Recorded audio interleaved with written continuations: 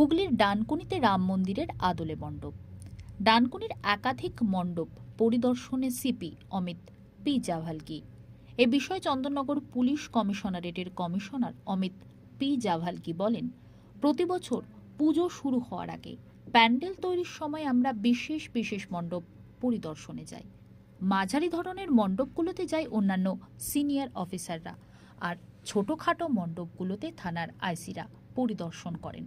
মণ্ডপগুলোতে নিরাপত্তার জন্য যে সমস্ত বিষয়গুলো আমরা আলোচনা করি, যেমন এন্ট্রি গেট, ইলেকট্রিক ফায়ার যাতে না হয়, ইলেকট্রিক ওয়ারিং ঠিক মতো করা, যাতায়াতের পথ ঠিকঠাক করা, যেখানে লোকের যাতায়াতের ব্যবস্থা আছে সেটা ঠিক করে দেওয়া, ট্রাফিকের ও পার্কিংয়ের ব্যবস্থা করে দেওয়া, এছাড়াও প্যান্ডেলের মধ্যে ফায়ার ব্রিগেডের গাড়ি যাতে আসতে পারে তার ব্যবস্থা করা।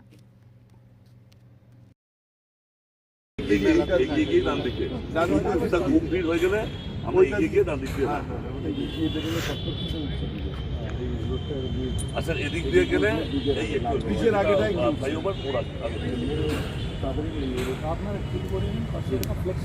ঠিক আছে, মানে যাতে বাইক নিয়ে এরকম বাইকে আমি বুঝতে পারবো, যেমন ডান দিকে রাইট সাইড পার্কিং কি left side parking.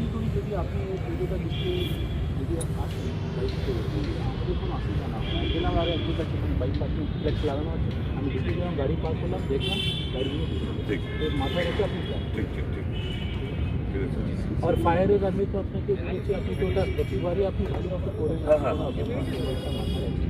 Entry exit point আপনি দেখবেন, আপনার তো এমনি ভালো থাকে, এক্সিট এন্ট্রি প্রতি বছরের মতো ওয়াইড থাকে, একটা এমার্জেন্সি এক্সিট আপনি রাখবেন।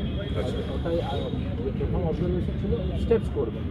আচ্ছা, মানে স্লোপ ওঠার সময় স্টেপ হলে কোনো অসুবিধা নেই, নামার সময় নামার সময় কিন্তু ঠিক আছে ঠিক আছে। মূলত কি কি বিষয়টা আপনারা দেখছেন খতিয়ে?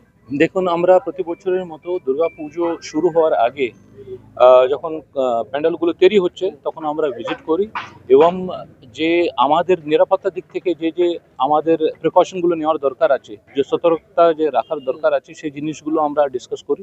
যেমন এন্ট্রি এক্সিট আলাদা থাকার কথা, ইলেকট্রিক ফায়ার না হয় সেজন্য ইলেকট্রিক ওয়ারিংগুলো ঠিকমতো করা, এবং যেখানে লোকের যাতায়াত আছে ওখানে কোনো বাধা না পায় ওরা, এবং ট্রাফিক এবং পার্কিংয়ের ব্যবস্থা করে দেওয়া।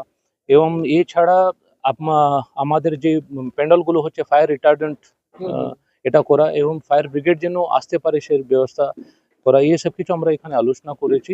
ইম্পর্টেন্ট প্যান্ডেলগুলোতে আমি নিজেই যাচ্ছি, আমাদের সিনিয়র অফিসাররা যাচ্ছেন। এই ছোটোখাটো পুজোতে আইসিরা এবং থানার ফোর্সগুলো ভিজিট করে নিজে ফিজিক্যালি দেখে নেবেন কি কোনো অসুবিধা নেই। বাড়তি সতর্কতা হিসাবে কি বাড়তি আমাদের ব্যাপারটা হচ্ছে, প্রথম ট্রাফিকের নিয়ন্ত্রণ আমরা ঠিকমতো রাখবো, কারণ রাস্তায় ঝঞ্ঝাট বা যে আছে কার কোনো অসুবিধা না হয় সেই জন্য আমাদের বিশেষ অ্যারেঞ্জমেন্ট থাকবে। কোথাও কোনো ক্রাইম হলে আমাদের পুলিশ বিশেষ টহল এখানে থাকবে। মহিলাদের কোনো প্রবলেম না হয় সেই জন্য আমাদের ভিনস টিম এবং মহিলা পুলিশ এখানে মোতায়েন থাকবে।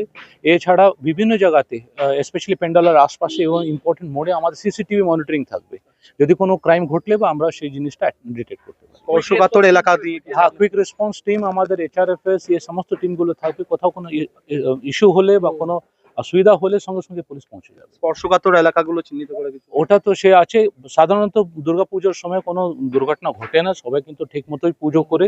আমাদের একটাই হচ্ছে কি, প্রচুর সংখ্যায় কিন্তু লোকজন পুজো দেখতে আসে, ওদের নিরাপত্তা দিক থেকে ও সুবিধার দিক থেকে আমাদের যে করণীয় আছে আমরা সব কিছু। ডিজে বক্স নিয়ে কোনো ভাবনা চিন্তা কি?